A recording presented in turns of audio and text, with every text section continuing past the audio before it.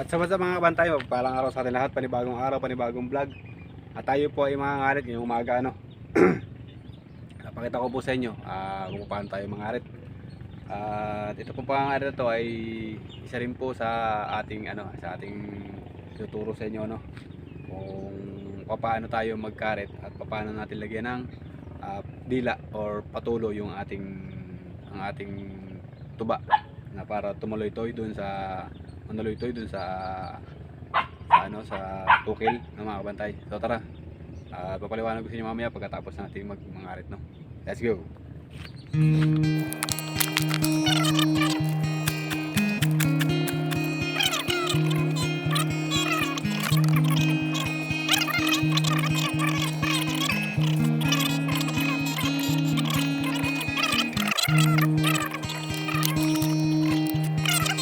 Ito pong ating isang tukal po. Ito konti naman. Talaga pong ganyan. Mayroong marami. Mayroong konti. Saka po ang hagpuan kasi ay anihan. Patay sa palagahaw. Yan po ang sang. Ang natin sa pagbaba. Mga bantay. Ito na po natin ulit. Ito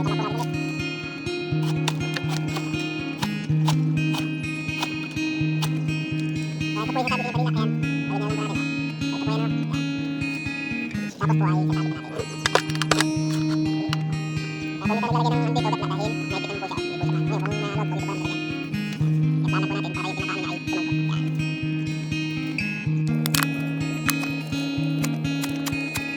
Yan.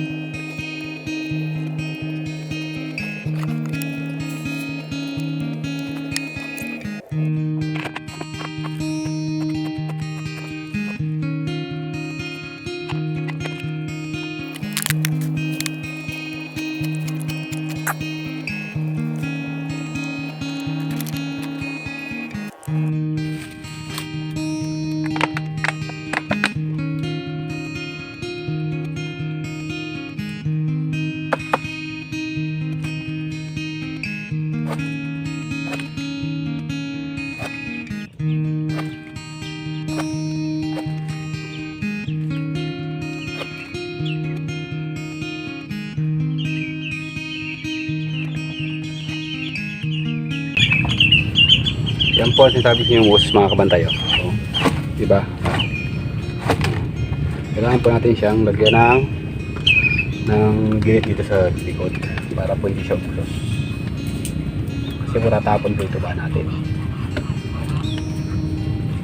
Diba? Hindi na po siya umusos.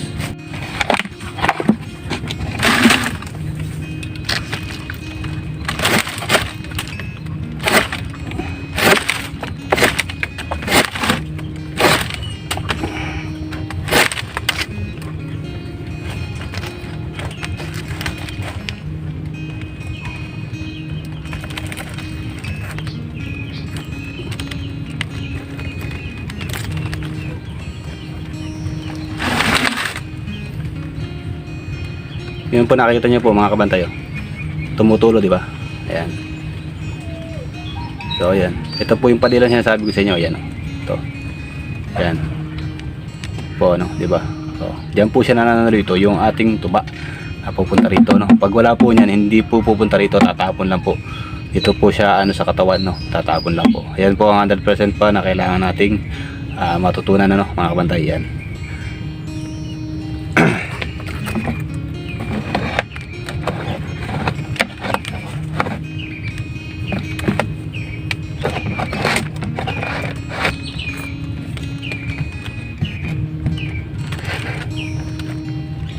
So dinalawa ko na po yung padila niya, nasa ilalim na po isa kasi malapit na pong matapos yung isa.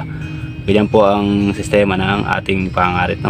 Pag matatapos na po, kuha na naman po tayo ng magbalot na naman po tayo sa ilalim.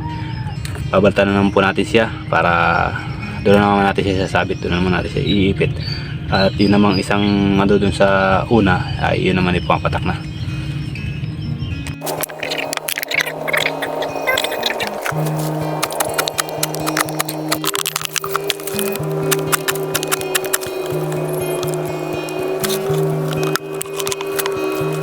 So ang ating pong nakita mga kabantay ay Sampung tukil po yan, 10 puso po ang ating kinarita no. At ayan po ang huling karit po natin to ng mga kabantay. So sa mga hindi po sanay magtuba o nakita yung aking pagtutuba ay ang isang ano po dyan ay yung paglalagay po ng padila ng dila dun sa ating tukil ng mga kabantay. At titingnan nyo rin po kung tumutulo po sa ilalim ng tukil natin ng yan katulad yan ng ating ng ating dito 1.5 kung pumapatak po sa ilalim pag pumapatak po ayusin po natin yung padila natin dahil tumatapon po siya, sayang po ang patak niya. Kung gatanghali po tayo o maghapon tayo bago natin uli balikan, tatapon lang po, natatapon yun, sayang po yun po ang isa pang iingatan po natin yung tumapon po yung ating pinaghirapang tuba So mamaya na lang po sa pagliligis na lang po natin, pagtitigis na po natin, pagkukunin na po natin yung mga tuba na yan. Mamaya pong hapon natin kukunin yan. Ano po, tayo po yung mangangarit na at kukunin na rin po natin yung ating suka, yung tuba natin Tara, let's go, let's G. At dala na po natin ating may huwagang lalagyan. Tara, let's go. At yung karit dala natin yung karit natin. Tara, let's go na. Samahan nyo na ako magkuha ng tuba. Tara.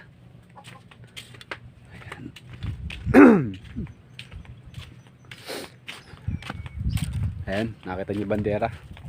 Bandera ng mga Pilipinas. At doon na lang po, mga bantay.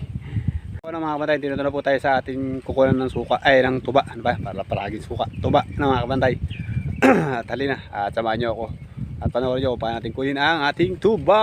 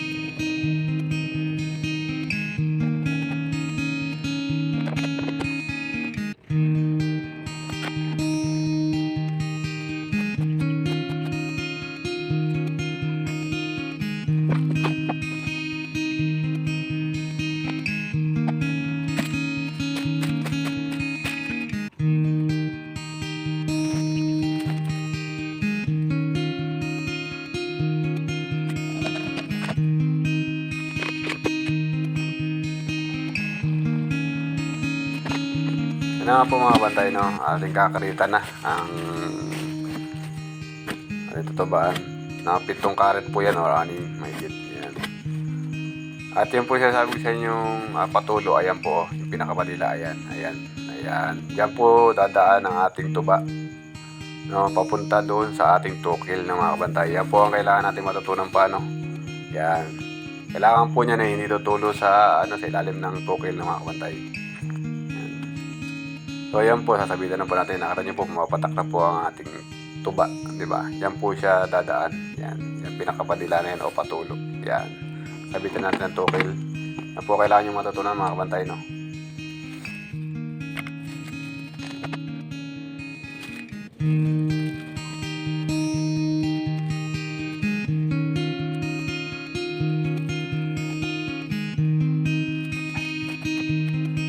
Ayan mga kabantay, tapos na tayo. Nakuha natin ang mga tuba natin. Ito po ang ating nakuha.